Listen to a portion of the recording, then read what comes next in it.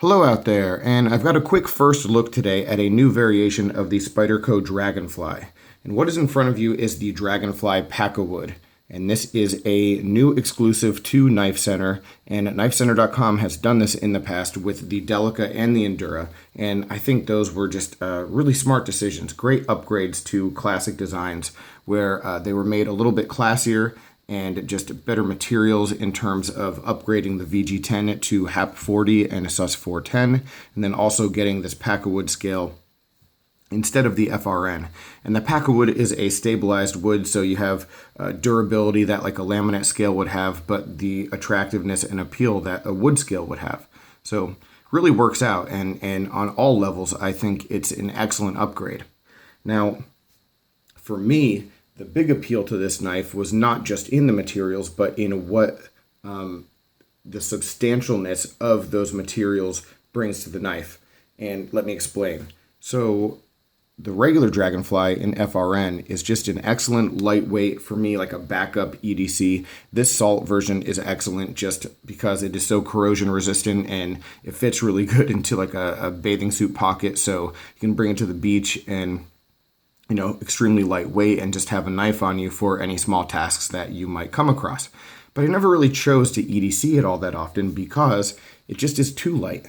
You know, there's just not enough to it, and it doesn't feel strong enough, you know, even though it is a well-built knife, it doesn't really feel strong enough for, you know, some of the EDC tasks I might come across. You know, I prefer something more substantial. And the thing that's great about this new Hap40 Pakkawood version is that you can see we have full stainless steel liners. So the knife does feel, you know, more structurally sound, more sturdy. You know, not by any means a heavy-duty knife, but, you know, I'm sure it could get a lot more done and just be a lot more dependable than maybe this FRN version would be.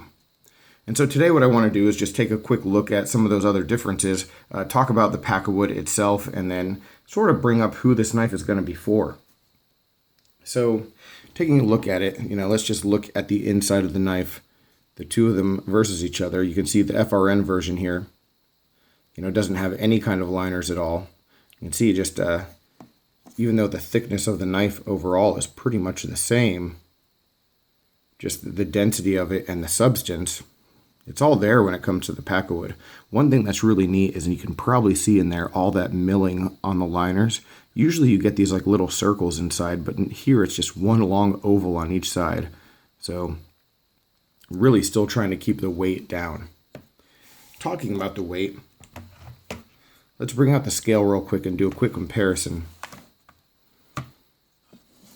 The weight on the regular like FRN and the Salt Dragonfly is just, it's stupid. 1.22 ounces, I mean, that's nothing. It weighs nothing. And so, you know, even though you might prefer something lighter weight, at 1.86 ounces, we've still got an extremely, extremely lightweight knife. So still perfectly suitable, you know, and still will fit into, you know, a lot of people's range of what they're looking for in a knife of this size. Because even though the blade length is 2¼ inches, the actual cutting edge is only 1.88. So it is pretty darn small. So you do want it to be light, but I do like that all of these upgrades didn't add that much more weight, barely more than a ½ ounce. So that is definitely a big plus. One thing to note if you're looking at these two knives next to each other is you'll see that there's like a different kind of grind. You know, the flat grind is a lot higher up on this Pakkawood version, and it's also that way with the typical FRN versions, you know, in VG10 steel. This Salt version, for some reason, I'm not sure why they did it this way. Maybe just to make it a little bit more distinguished, or maybe something with the H1 steel itself, I don't know. But this one has a different grind line. So if you're looking for like the difference between the two of them, again, the base Dragonfly model does have a blade that looks, you know, basically like this one as well. Talking about the Pakkawood, one of the things that's interesting and appealing to it is that every set of scales is going to be a little bit different. You know, you're going to have your own unique kind of look and color and, you know, a pattern to it. And I think this particular knife that's in my hands today is a good example of that, because on this side, I think we have a really attractive scale with a little bit of dark color and then, you know, more of that wood look as you move on back. But over here on the show side, you can see just a big blotch of black. And for me, it's not a big deal, but it's definitely something worth noting if you are really into this kind of look right here. You can't really be guaranteed that you're going to have one consistent finish across the entire scale. So, just something to keep in mind if you were to order it. And then the only other thing I really want to talk about when it comes to this knife, I'll just show you closed position, I guess, as I continue to talk about it. The only other thing I want to bring up is just, who is this knife going to be for? Certainly it's going to be for anyone who's a big Dragonfly fan. If you like Dragonflies, then this is going to be a great high-end version of the knife for you. The regular Dragonfly and the Salt version both come in the $60 to $65 range, and this one's around $150.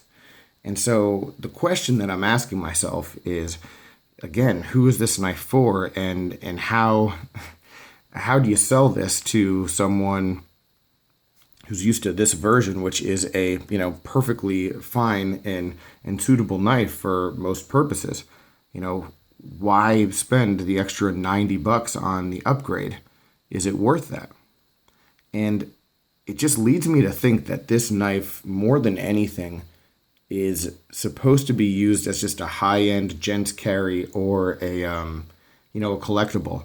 And I say high-end in terms of production knives. Certainly there are way more expensive gents carries out there, but for $150 for a knife this small, you've got to think there are a lot of other things that you could go with.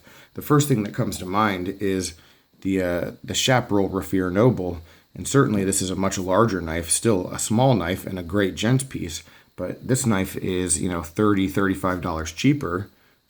Actually, not quite that much. I think the prices went up, but still right around $25, $30 cheaper than the Pakkawood here.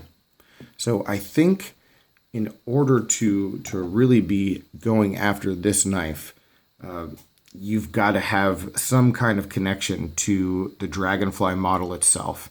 I think you're going to find a lot of really good competitive options with, similar good quality materials at the same price, if not significantly cheaper.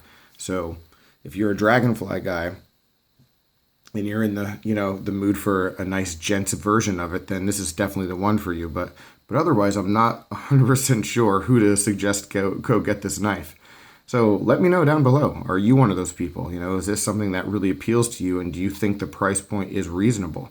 The price point on the Delica version, I think, is $165, $170, so it's really not that far out of the range of that. But just really curious what you guys might think about it. And any other questions, comments, complaints, suggestions, as always, let me know down below. But I will talk with you soon, guys. Thanks a lot, and take care.